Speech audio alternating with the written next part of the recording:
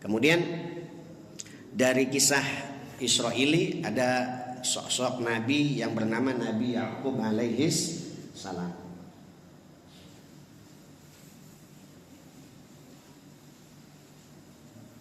Nabi Yakub.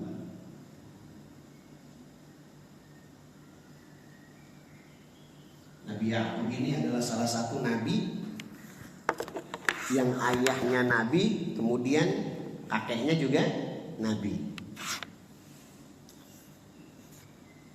Ayahnya siapa Nabi Yakub, Pak? Masih ingat? Hah? Masih ingat? Udah lupa lagi ini. Nabi Yakub ayahnya siapa? Ishak. Ishak punya ayah namanya siapa, Pak? Ibrahim. Berarti Nabi Yakub ini ke Nabi Ibrahim apa jatuhnya, Pak? Kakek, ya kan? Jadi Nabi Yakub ini ke Nabi Ibrahim kakek. Dan ketika Nabi Yakub lahir, Nabi Ibrahim masih hidup apa enggak, Pak? Masih hidup. Nah, jadi ketika Nabi Yakub lahir ini, Nabi Ibrahim masih hidup dan menyaksikan kelahiran Nabi Yakub alaihis salam. Jadi kisah Nabi Yakub ini disebut sebagai apa? Israil. Makanya kalau Bapak melihat di Al-Quran, ya Bani Israil, berarti ada tulisan di Quran ya Bani Adam. Kalau ya Bani Adam siapa, Pak? Nah, kita nih Bani Adam itu manusia. Ya, kita semua kan Bani Adam maksudnya. Berarti kalau disebut di Al-Quran ya Bani Adam, ya Bani Adam alla ta'budu syaitan innahu lakum aduwwun, misal gitu kan. Ini ya Bani Adam disebutnya siapa? Manusia. Kemudian ketika disebut ya Bani Israil, siapa, Pak? Bukan Nabi Ibrahim, Bani itu keturunan. Jadi Bani itu keturunan. Nabi Yakub punya nama lain namanya Israil.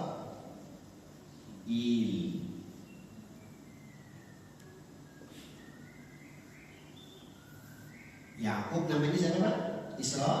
Israil. Jadi zaman dahulu itu banyak orang punya lakop. Firaun itu lakop apa nama asli, Pak? Julukan. Aslinya Ramses II. Ramses itu banyak, Pak. Nanti mudah-mudahan ada waktu kita ceritakan. Yakub ini nama lain, yaitu Isra. Nama lainnya siapa? Israil. Yes. Sudah kita jelaskan dari bahasa Suryani, Ibrani. Il itu artinya siapa, Pak? Allah. Jadi kalau ada nabi yang namanya Israil, itu ilnya itu siapa? Allah artinya, Pak. Di dalam kitab Fathul Qadir menjelaskan anna Israila huwa Ya'qub ibn Ishaq ibn Ibrahim alaihis salam. Di dalam kitab Fathul Qadir dijelaskan bahwasanya Israil itu adalah Nabi Ya'qub bin Ishaq bin Ibrahim. Berarti Israil itu bermakna di dalam kitab Fathul Qadir Abdullah. Namanya siapa, Pak? Abdullah. Jadi julukannya sebagai hamba Allah. Jadi nama Israil ini disebutnya Abdullah. Tapi orang Yahudi menyamakan Isra itu adalah orang yang Israil itu adalah orang yang memerangi Allah. Jadi orang yang kayak melawan Allah. Makanya kalimat ini diselewengkan oleh para Yahudi Zionis. Makanya mereka banyak orang-orang yang menentang tentang ajaran Tuhan. Gitu. Nama Yakub ini adalah salah satu bimana Abdullah. Nama aslinya adalah Abdullah. Seperti halnya orang dulu Ramses II disebutnya Fir. Dalam Al-Quran apa Fir? Aun. Fir artinya lari, Aun artinya dari pertolongan Allah. Jadi orang yang lari dari pertolongan Allah. Begitu, Pak. Kemudian dari dulu ada ya kita jelaskan dulu nama kakek Nabi Muhammad siapa Pak? Abdul Muthalib. Itu nama asli atau nama julukan Pak? Nah ini, itu nama julukan Pak. Nama aslinya siapa Pak? Nah, kita nggak tahu nih, kadang-kadang nama kakek Nabi Muhammad siapa? Abdul Muthalib. Nah pertanyaannya itu julukan apa nama asli? Nah itu kita perlu tahu. Ternyata itu nama julukan Pak. Abdul Muthalib itu julukan, bukan nama asli kakek Nabi Muhammad. Nama aslinya siapa? Syaibah. Kayak gitu Pak. Wa ba'du faqulu wa sayyidina Muhammad Abdullah Abdul Muthalib wasmuhu Syaibatul Hamdi humilat salus saniyah. Itu nama asli kakek Nabi Muhammad adalah Syaibah. Jadi kalau ditanya siapa nama kakek Nabi Muhammad, Syaibah. Begitu Pak. Nah, ini perlu kita tahu ya Pak. Nah, ini sejarah. Jangan sampai kita hanya mengimani Rasul tapi tidak tahu kisah-kisah mereka. Kemudian di dalam sebuah keterangan surat Hud ayat 71-72, wa imra'atu qa'iman fadha'ikat wa basyarna bi Ishaq min wara'i Ishaq wa Yaqub. Nah, ini 71 ini menerangkan ketika Nabi Yaqub lahir, Nabi Ibrahim juga ikut masih hidup. Jadi intinya begitu. Dalam keterangan ini dalam surat apa? Surat Hud ayat 71 dan 72. Jadi Nabi Yaqub ini, kalau keturunan Nabi Yaqub disebut Bani Israel. Jadi Bani Israel itu siapa Pak? Bani Israel keturunan Nabi Yaqub alaihis salam. Keturunan Nabi Yaqub. Jadi kalau di Quran kita melihat ya Bani Israel itu masih berarti keturunan yang disebut adalah keturunan Nabi Yaqub, yaitu dari bangsa Bani Israel. Di dahulu ada satu kisah menarik. Nabi Yaqub ini punya penyakit namanya Irqun Nisa. Pernah dengar apa penyakit ini Pak? Irqun Nisa. Apa itu Irqun Nisa? Irqun Nisa itu penyakit encok. Ada yang encok ya Pak. Jadi dulu penyakit encok luar biasa. Bahkan di zaman dahulu orang Bani Israel itu mengharamkan dirinya makan sesuatu. Contohnya apa? Di dalam Al-Quran diterangkan kullu ta'amin kana halal li bani Israil illa ma haramna Israil ala nafsihi. Jadi ada di kalimat Al-Quran begini. Semua makanan itu halal bagi Bani Israel. Jadi halal, Bani Israel mau makan apa aja silahkan, begitu kan bahasanya begitu. Kecuali makanan yang diharamkan oleh Israel. Nah itu ada Qurannya. Israel. Siapa Israel itu Pak? Ya, Yakub. Kecuali makanan yang diharamkan oleh Nabi Yakub. Apa makanan yang diharamkan oleh Nabi Yakub Pak? Nah, terjadinya tragedi ini pada saat Nabi Yakub mengalami Irqun Nisa. Jadi pada saat Nabi Yakub mengalami sakit encok. Jadi sakit encok yang luar biasa sampai beliau merasa kesakitan. Kemudian Nabi Yakub alaihissalam mengatakan kepada Allah, ya Allah, andai kata saya sembuh dari penyakit Irqun Nisa ini, andai kata saya dikasih tolong ini penyakit, kalau udah mendingan saya berjanji tidak makan unta dan susunya. Jadi Nabi Yakub berjanji kepada Allah untuk tidak makan unta dan susu. Pada dasarnya apa? Unta halal apa haram Pak? Halal. Tapi semenjak Nabi Yakub alaihissalam di zaman itu berjanji kepada Allah ketika dia sembuh, kemudian Nabi Yakub sembuh, maka Nabi Yakub mengharamkan terhadap dirinya, atau nazar lah bahasa kita mungkin ya, untuk tidak makan daging unta dan susu unta. Nah semenjak itu Bani Israel diharamkan untuk makan daging unta. Begitu Pak. Itu Bani Israel, syariat Bani Israel ketat Pak. Kalau kita kan punya dosa di zaman Nabi itu punya dosa, istighfar sama Allah, nangis, kemudian diterima taubatan nasuha, taubat kita diterima. Di zaman Nabi, di zaman dulu Bani Israel, fatubu ila barikum faqtulu anfusakum. Jadi kalau kita pengen taubat ya Ada yang menyatakan melukai diri sendiri, kemudian kalau mau tobat misalnya nyuri ya potong tangannya begitu. Jadi begitu, potong sendiri tangan dan lain-lain seterusnya. Jadi intinya di zaman Bani Israil itu kalau sudah berdosa hukumannya mati begitu kan di zaman dahulu. Jadi ini enaknya kita jadi umat baginda Nabi Muhammad SAW. Makanya ketika Nabi Muhammad SAW ketika Isra Mi'raj bertemu dengan Allah, ada 3 permintaan Nabi Muhammad. Ketika bertemu dengan Allah, ya Muhammad sal tu'ta. Wahai Muhammad, minta apa yang kamu minta, saya bakal kasih apa yang kamu minta. Apa yang diminta oleh Nabi? Yang diminta Nabi cuma 3. Ada yang tahu Pak? Yang diminta Nabi pada saat ketemu Allah ketika waktu Isra Mi'rajnya baginda Nabi Muhammad cuma 3. Yang pertama apa Pak? Yang diminta anak Nabi, yang biasa doanya dibaca setiap kali sholat, yang biasa doanya dibaca setiap kali kumpul-kumpulan zikir bersama halaqah, bahkan di tahlil juga dibaca. Setiap kali habis sholat juga kan kadang-kadang dibaca. Apa? Rabbana la tu'akhidna in nasina au akhtana. Itu permintaan Nabi kepada Allah. Jadi kalau kita dengar yang amana rasulu bima unzila ilaihi rabbi wal mu'minun kullun amana billahi wa malaikatihi wa kutubihi wa rusulihi la nufarriqu baina ahadin min rusulihi wa qalu sami'na wa ata'na ghufranaka rabbana wa ilaikal masir la yukallifullahu nafsan illa wus'aha laha ma kasabat wa 'alaiha ma iktasabat rabbana la tu'akhidna in nasina aw akhtana. Ya Allah, jangan bebani saya atau maafkan saya in nasina wa akhtana. Kalau kami saya dan umat saya kalau salah lupa mohon maafkan. Itu begitu Pak. Kayak contoh begini, kita khilaf.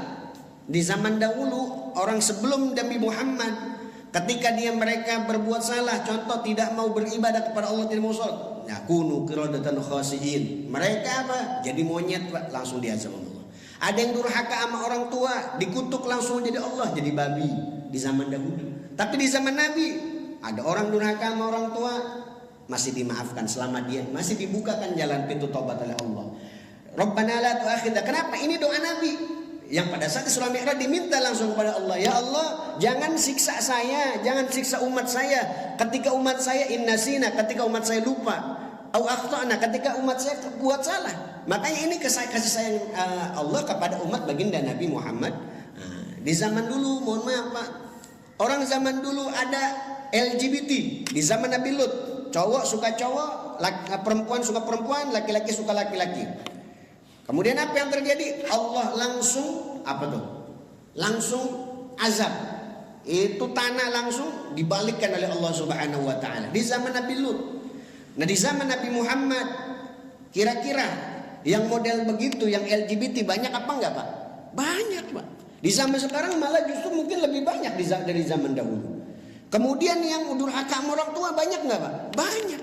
Yang enggak sholat banyak enggak, Pak? Banyak. Tapi apakah di antara mereka yang nggak sholat ada yang jadi monyet sekarang? Agak ada.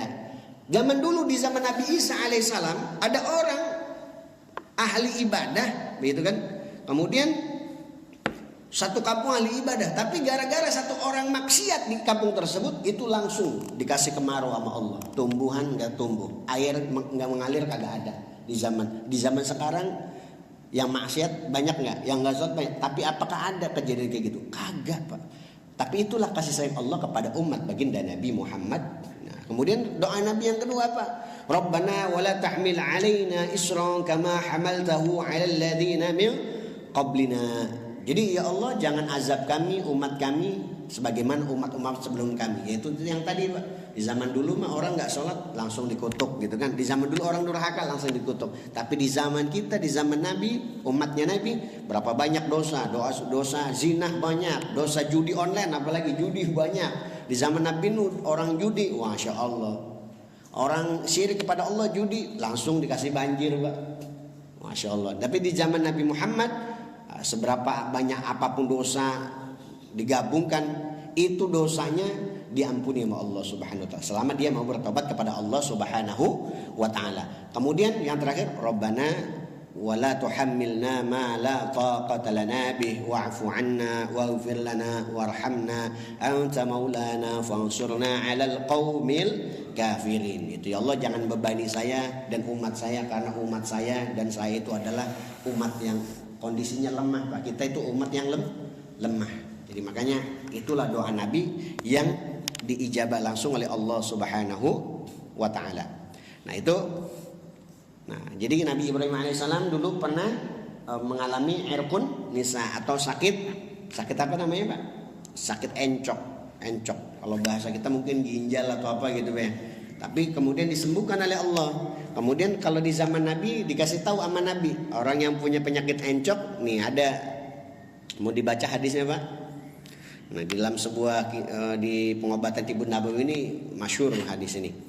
Syifa'u irqin nisa aliyatu syatin a'rabiyatin tudhabu thumma tujzau thalathata jazain thumma yushrabu 'ala riqi fi kulli yaumin juz'un.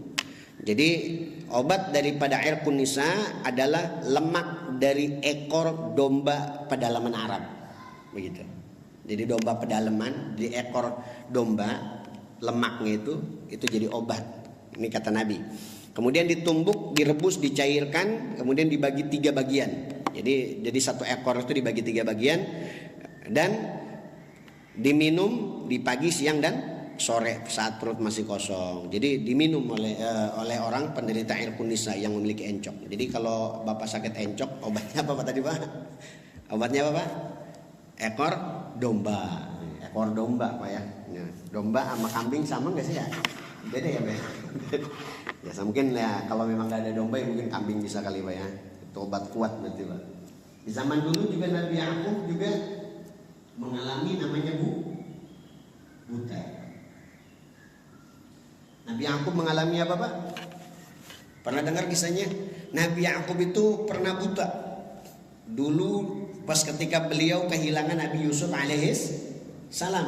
Jadi ketika Nabi Yusuf alaihissalam ceburin di sumur tuh, di dalam kitab di surat Yusuf itu, ketika diceburin kakaknya bilang ke Nabi Yakub, "Wahai ayahku, sebetulnya Yusuf ini dimakan akalahu dzib." Jadi dimakan oleh serigala, kata saudara-saudara yang lain. Akhirnya apa? Nabi Yakub semenjak itu saking sayangnya kepada Nabi Yusuf alaihissalam menangis sepanjang hari. Kemudian sampai beliau saking sedihnya, saking harumnya ketika kehilangan Nabi Yusuf alaihissalam, beliau sampai mengalami buta. Disebutnya apa, Pak? Menurut sebuah keterangan, butanya Nabi Yakub alaihissalam. Tapi mukjizatnya ketika Nabi ketemu lagi Nabi Yusuf alaihissalam ketika sudah sukses, sudah menjadi menteri, kemudian ketemu lagi dengan Nabi Yakub, dikirimkan baju Nabi Yusuf alaihissalam, diusap ke matanya Nabi Yakub, langsung sembuh, Pak. Ini mukjizat salah satunya Nabi Yusuf alaihissalam. Nah, Nabi Yakub itu kalau dalam istilah sekarang buta, mengalami namanya glukoma diabetik. Salah satunya katarak diabetik, maaf. Jadi Nabi Yakub kalau dalam istilah sekarang mengalami katarak apa? Katarak diabetik. Ada yang pernah dengar, Pak? Katarak diabetik. Pernah dengar, Pak? Jadi kalau ada orang punya gula darah, nah suka kadang-kadang nyerangnya ke mata. Ada yang nggak bisa lihat gara-gara penyakit gula. Nah ini disebutnya apa? Katarak diabetik. Jadi kalau ada orang penyakit gula, Pak, kemudian posisi, makanya kan kata dokter kalau gula tidurnya bantalnya agak tinggi, gitu kan.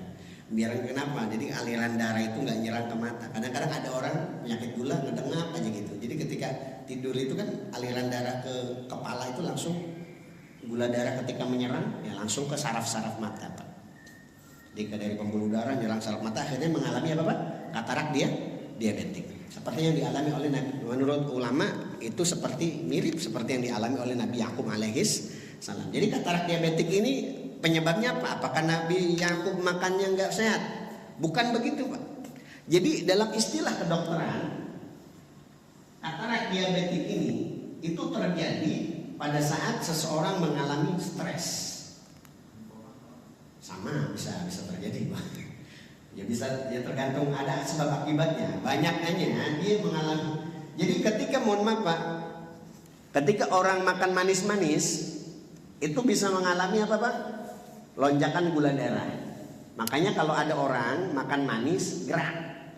Kalau nggak gerak itu gula darahnya berbahaya.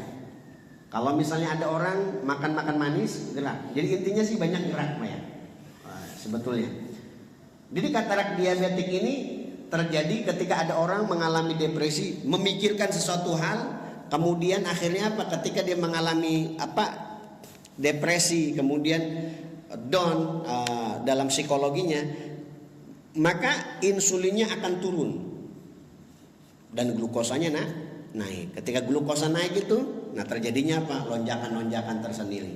Jadi penyebab dari diabetes itu bukan hanya dari makanan, tapi juga bisa diakibatkan dari stres ataupun beban-beban pikiran. Jadi makanya ketika itu Nabi Yakub mengalami katarak diabetik, begitu Pak. Jadi itu ketika kehilangan Nabi Yusuf alaihis salam, begitu. Kemudian tapi dengan mukjizat Allah, ketika ketemu Nabi Yusuf, dikasih baju Nabi Yusuf, diusapin langsung sembuh. Itu hebatnya. Lah kalau kita kan kagak tahu Pak ya, mukjizat dari mana kalau kena kalau begituan kan. Nah, ini hebatnya mukjizat Nabi Yusuf alaihissalam. Kemudian di zaman Nabi dulu ada seorang bertanya, Yahudi bertanya kepada Nabi Muhammad, la ya'lamuhunna illa nabi. Jadi ada 4 pertanyaan yang ditanya oleh bangsa Yahudi kepada Nabi Muhammad sallallahu alaihi wasallam. Ada ya Rasulullah, apakah engkau betul adalah seorang nabi? Kemudian kalau kamu benar-benar nabi, kata tuh orang Yahudi kepada Rasulullah, kamu pasti bisa menjawab 4 pertanyaan yang akan saya lontarkan. Jadi apa jawab Nabi? Saluni ma amma syi'tum walakin ij'alhu liyutimma dhimmatallah. Kamu tanyain aja apa yang kamu tanyain. Tapi satu, kamu janji kalau saya bisa jawab pertanyaan ini, kamu akan beriman kepada Allah Subhanahu wa taala. Jadi kamu mau beriman kepada ajaran Nabi, kata gitu. Kemudian apa yang ditanyakan oleh bangsa Yahudi tersebut? Yahudi tersebut bilang, hal ta'lamu anna Israel ayyutu amin hurima ala nafsihi. Apakah kamu tahu tentang Israel atau tadi apa? Ya, Nabi Yakub. Apakah kamu tahu tentang Israel atau Nabi Yakub alaihissalam? Ayyutu amin hurima ala nafsihi. Makanan apa yang diharamkan terhadap dirinya? Nah, ini pertanyaan pertama yang ditanya Yahudi kepada Nabi Muhammad. Katanya, kalau saya bisa jawab, kamu mau beriman apa enggak? Gitu, ditanya balik sama Nabi. Kemudian pertanyaan yang kedua, bagaimananya terjadinya ketika ada seorang laki-laki dan perempuan menikah, kemudian terjadinya sperma antara laki-laki dan perempuan. Nah, anaknya bisa mirip laki-laki atau anaknya bisa mirip ayahnya atau ibunya, itu bisa dari mana? Gitu. Pertanyaan sulit Pak. Yang bisa jawab adalah cuma Nabi. Kemudian bagaimana cara tidurnya seorang nabi? Begitu. Kemudian pertanyaan keempat, siapa yang mewahyukan pemberitaan tentang rahasia-rahasia alam ini kepada para nabi dan rasul? Begitu. Yang pertama Rasulullah jawab, apa yang diharamkan Yakub terhadap dirinya setelah sembuh daripada air kun nisa atau penyakit encoknya, penyakit keluhannya? Beliau menjawab, yang diharamkan adalah onta dan susunya. Kemudian Yahudi tersebut kaget, nih orang, oh ini benar Rasul nih kayaknya gitu. Kemudian yang kedua, pertanyaan yang kedua apa tadi? Bagaimanakah cara menentukan anak itu bisa mirip siapa? Kemudian Rasul menjawab, bagaimana dominan sperma laki-laki dan perempuan? Kalau bahasa kita mah kromosom X apa Y begitu Pak, gitu kan? Yang dominan pada saat itu, itulah yang menentukan anaknya lebih mirip bapaknya apa ibunya, begitu. Kemudian pertanyaan ketiga, bagaimana Nabi tidur? Ya seperti yang diriwayatkan oleh Nabi, anamu qalbi wala anamu ainaini wala anamu qalbi. Nah, jadi Rasul itu matanya tidur tapi hatinya enggak, begitu. Kemudian pertanyaan yang keempat, malaikat siapa yang mewahyukan kepada para nabi rasul? Kemudian Nabi Muhammad menjawab, malaikat Jibril. Mendengar Yahudi yang dijawab itu malaikat Jibril, Yahudi protes. Malaikat Jibril itu musuh kami, kata begitu dia. Akhirnya apa? Mereka lebih beriman kepada Nabi Mikail. Jadi di zaman Nabi Yakub yang memberikan wahyu siapa Pak? Nabi Mikail. Begitu. Jadi mereka intinya sih nyari alasan biar nggak mau beriman kepada Nabi Muhammad Pak. Begitu. Jadi ketika Nabi Muhammad yang diutus malaikat Jibril. Kemudian mereka menjawab, yang diutus kepada kami malaikat Mikail. Kami nggak mau beriman kepada Muhammad. Karena waktu di zaman Nabi Yakub kemudian itu malaikat Mikail lah yang bertugas yang memberi hujan, yang memberi rezeki, malaikat Mikail begitu. Debat lah di situ. Tapi akhirnya ya ini ada salah satu turun satu ayat surat Al-Baqarah ayat 97. Jadi ketika diprotes kalau yang memberikan wahyu itu adalah malaikat Jibril, langsung turun ayat surat Al-Baqarah ayat 97. Qul man kana aduwwan li Jibril fa innahu nazzalahu ala qalbik.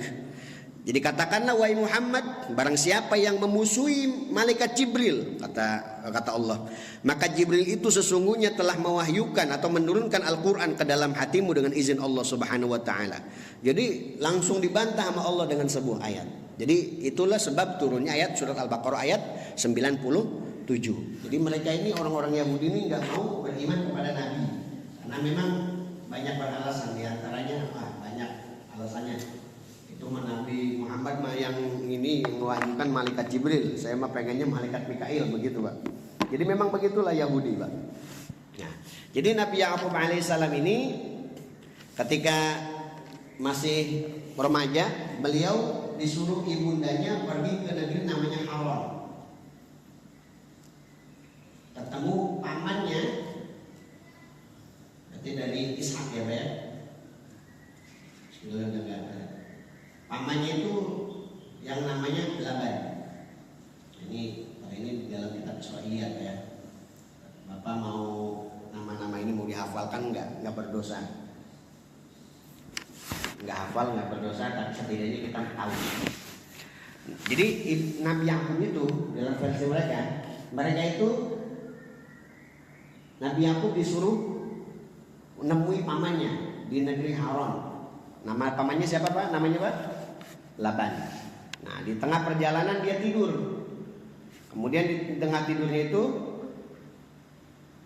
bertemu dengan Allah Subhanahu wa taala. Kemudian saubarika 'alaika wa akthiru dzurriyyataka laka wa li auladik. Jadi di tidur tersebut saya memberikan kabar kepadamu wahai Yakub, kamu akan diberikan anak keturunan yang banyak, begitu kata Allah. Kemudian dan ini tempat ini buat nanti keturunan-keturunanmu. Tempat yang ditidur oleh Nabi Yakub. Kemudian Nabi Yakub ketika bangun nandain tuh tempat tuh, Pak. Jadi ketika dia bangun ditandain tuh tempat ini, gitu kan. Ditandain nama dia. Kemudian dia pergi ke Haran, ketemu pamannya namanya Laban. Kemudian apa yang terjadi? Disuruh apa? Disuruh ngangon embe, ngembala kambing. Ma min nabiyyin illa ra'al ghanam. Jadi tidak ada satu nabi dan rasul pun kecuali mengembala kambing. Kita lihat dari zaman Nabi Adam sampai Nabi Muhammad, semua nabi mengembala kambing. Terutama rasul tadi yang 313 tadi, Pak. 313 tadi itu pasti mengembala kambing. Jadi semua nabi, terutama rasul, Pak, yang 313 tadi itu pasti diemban amanah oleh Allah untuk mengembala kambing. Ada satu istilah, min ra'il ghanam ila riyatil umam. Min ra'il ghanam ila riayatil umam. Dari mengembala kambing sampai memimpin umat. Jadi Nabi sebelum mimpin umat suruh mimpin kambing dulu. Jadi kalau dia bisa mengurusi kambing-kambing, bisa menertibkan kambing-kambing, otomatis dia akan sanggup mengemban amanat kepada umat. Ngurus kambing aja bisa, apalagi ngurus umat. Jadi Nabi itu dikasih didikan sama Allah ngembala kambing. Termasuk Nabi Muhammad ketika remaja itu ngembala kambing, Pak. Jadi setiap kali Nabi mau diutus oleh Allah, pasti yang disuruh Pak ngembala kambing dulu. Kambing ini tipikal binatang yang susah diatur. Jadi ketika dia bisa ngurus atau ngatur kambing tersebut, otomatis dia sudah dididik sama Allah, udah bisa mengemban umat, begitu, Pak. Jadi itu kenapa Nabi dan Rasul rata-rata ngembala kambing. Kemudian Laban ini punya istri, punya anak. Ada namanya Lia, kemudian ada namanya Rahil. Ada namanya siapa? Lia sama Rahil. Lia dan Rahil ini adalah dua anak Nabi, dua anak pamannya Nabi Yakub. Jadi di zaman dahulu nikah sama, kalau anak paman itu apa namanya, Pak? Ponakan apa paman? Ponakan ya. Jadi nikah sama paman di zaman dahulu itu masih boleh, karena syariat belum disempurnakan. Tapi di zaman Nabi nikah sama ponakan itu nggak boleh. Dan dua-duanya dinikah oleh Nabi Yakub. Jadi ada namanya siapa Pak? Lia. Udah habis nih. Ada namanya Lia dan Rahil. Nah yang cantik ini Rahil Pak. Jadi yang cantik ini siapa Pak? Rahil. Kemudian Nabi Yakub minta sama pamannya, wahai ya Ami, saya minta anakmu Rahil dinikahkan kepada saya. Kemudian apa yang terjadi? Pamannya bilang, kalau kamu mau nikah sama anak saya, kamu ngangon embe dulu, gitu kan? Berapa tahun? Akhirnya 7 tahun. Nabi Yakub ngangon kambing. Jadi 7 tahun Nabi Yakub ngangon kambing. Kemudian setelah 7 tahun dia meminta nagih lagi kepada pamannya. Ya Ami, katanya, wahai pamanku, nikahkan saya dengan Rahil, begitu kan? Jadi dia mintanya yang cakep Pak. Jadi memang lumrahnya fitrahnya manusia itu, laki-laki itu pasti mandang yang cakepnya dulu, begitu kan? Biasanya kalau perempuan itu mandang nggak pandang cakepnya buat laki-laki, yang penting duitnya. Emang fitrahnya begitu Pak. Dari zaman dulu, di zaman Nabi Adam aja kan terjadinya pembunuhan itu kan karena memang ngelihat yang cakep dulu, begitu Pak. Emang ini cakep ini bisa jadi fitnah. Jadi Nabi Yakub minta nikahkan saya dengan Rahil karena anakmu Rahil ini cantik, gitu kan. Akhirnya 7 tahun nggak mau Nabi pamannya ini Laban ini nggak mau nikahkan dia dengan Rahil. Akhirnya dia, bagaimana kalau kamu nikah sama Lia? Saya pengennya Rahil, kata dia. Udah Lia aja. Laisa min sunnatina ayatazawwaja sugra qabla al-kubra. Jadi dia mengatakan kepada Nabi Yakub alaihissalam, bukan tradisi kami. Jadi bukan tradisi kami nikahin yang muda dulu baru yang tua. Jadi kalau kamu mau nikahin Rahil, kamu nikahin dulu Lia, begitu. Kamu mau nikahin adiknya, nikahin dulu kakaknya. Jadi bukan tradisi kami. Jadi dari zaman dulu nih model-model begini udah ada Pak. Jadi tradisi-tradisi yang memberatkan. Kemudian dinikahilah Lia tersebut. Kemudian setelah nikah dengan Lia, nih Nabi Yakub minta lagi sama Laban, wahai pamanku, saya pengen nikah sama Rahil. Dia minta lagi, kalau kamu mau nikah Rahil, ngangon lagi 7 tahun. Ngangon 7 tahun. Sampai digenapkan sampai 20 tahun dia tinggal sama Rahil. Akhirnya apa? Setelah itu nikah dengan Rahil. Nah Rahil ini dengan Laya menikah dua-duanya. Jadi dua-duanya dinikah. Apakah boleh di zaman dulu? Nah di zaman dulu boleh menikahi satu kakak adik sekaligus. Tapi kalau di zaman kita, di syariat kita di Islam, kalau nikahin kakaknya, adiknya nggak boleh dinikah sebelum kakaknya dicerai ataupun ini gitu ya. Firok dulu baru bisa dinikahin adiknya, begitu. Jadi di zaman dulu mah boleh, jadi kakak sama adik sekaligus dinikahin, begitu. Tapi di zaman kita nggak boleh. Jadi itu ada ketentuan. Jadi bertahapnya syariat Allah Subhanahu wa Ta'ala. Nah kemudian setelah nikah sama Rahil dan Laya ini udah punya anak 4 Pak. Udah punya anak 4. Rahil belum. Akhirnya dia ngikutin tradisi kakeknya, yaitu Nabi Ibrahim, tradisi Nabi Ibrahim. Nabi Ibrahim itu waktu zaman dulu ketika Siti Sarah nggak punya anak, ya kan? Akhirnya menghadiahkan apa, budaknya atau pembantunya, Siti Hajar, kepada Nabi Ibrahim. Begitu juga si Rahil ini ketika melihat dia nggak punya anak, si Lia ini udah punya anak 4, dia akhirnya menghadiahkan budaknya. Ya, kemudian si Lia juga menghadiahkan budaknya juga, nggak mau kalah, jadi bersaingan Pak si Lia sama Rahil ini.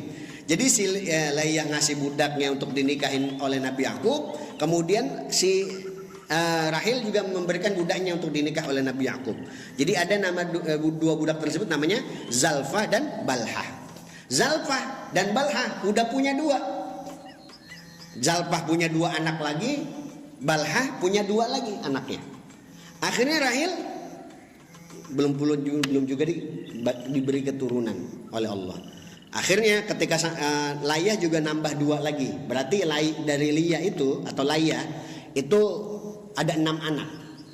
Dari Zalfah 2, dari Balha 2. Kemudian Rahil melahirkan 2 anak.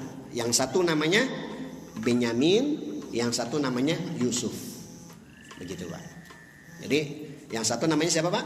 Benyamin, yang satu namanya Yusuf alaihis salam. Jadi nabi.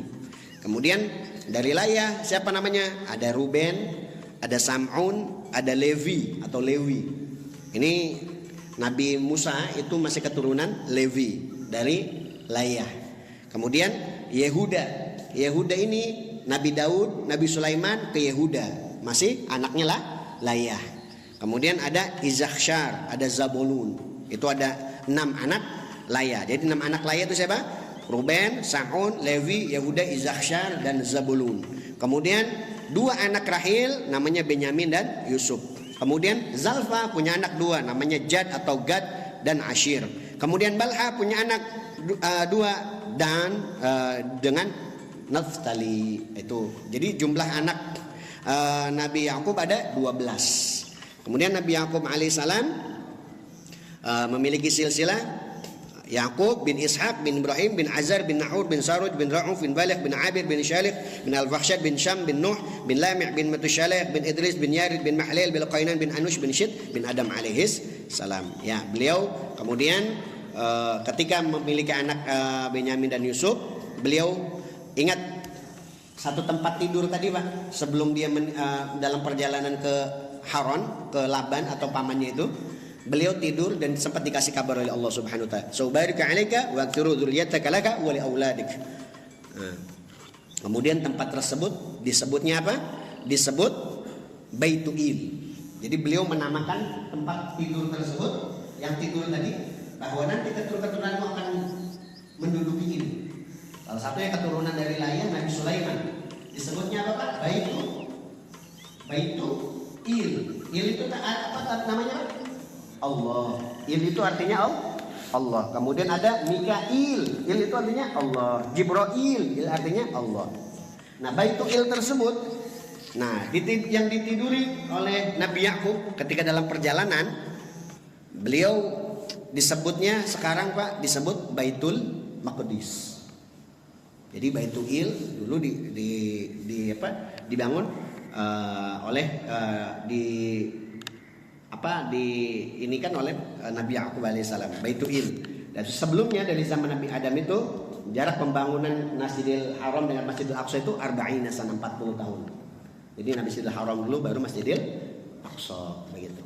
Kemudian dulu dikuasai Baitul Maqdis oleh Yabusiyun setelah Nabi Adam alaihissalam 500 sebelum Masehi sampai 3000 sebelum Masehi, 3000 tahun sebelum Masehi. Kemudian kabilah Kan'aniyah dibangun oleh Madinatul Quds, disebut Arusalim. Jadi ketika di zaman Kan'aniyah disebutnya Arusalim. Jadi namanya Arusalim, kemudian disebutnya Yerusalem. Begitu Pak. Jadi disebutnya Yerusalem pada zaman Kan'aniyah. Kemudian datang Amalika, kemudian direbut oleh Tolut, kemudian Daud, kemudian dilanjutkan oleh Nabi Sulaiman alaihis salam, direnovasi oleh Nabi Sulaiman alaihis salam, dan itu keturunan Nabi Yakub. Dari siapa? Dari istrinya yang namanya Layah. Kemudian beliau Nabi Sulaiman sampai keturunannya kemudian terpecah lagi menjadi 2 dan sampai sekarang Baitul Maqdis diperebutkan oleh mereka. Nah, disebutnya siapa Pak? Bani Israel. Mereka lah bangsa-bangsa Yahudi yang sampai sekarang masih pengen menguasai Masjidil Aqsa, begitu Pak ya. Nah, sudah syuruk ya. Mudah-mudahan ini kajian bisa bermanfaat. Nah, ya, kurang lebihnya kita bisa memahami ini kisah tentang Nabi Yakub alaihis salam. Nah, mungkin di pertemuan yang akan datang kita mudah-mudahan nanti di 2025 kita akan sambung lagi dengan kajian-kajian yang mungkin bakal dibahas lebih detail lagi tentang kisah-kisah ini. Dan semoga kajian ini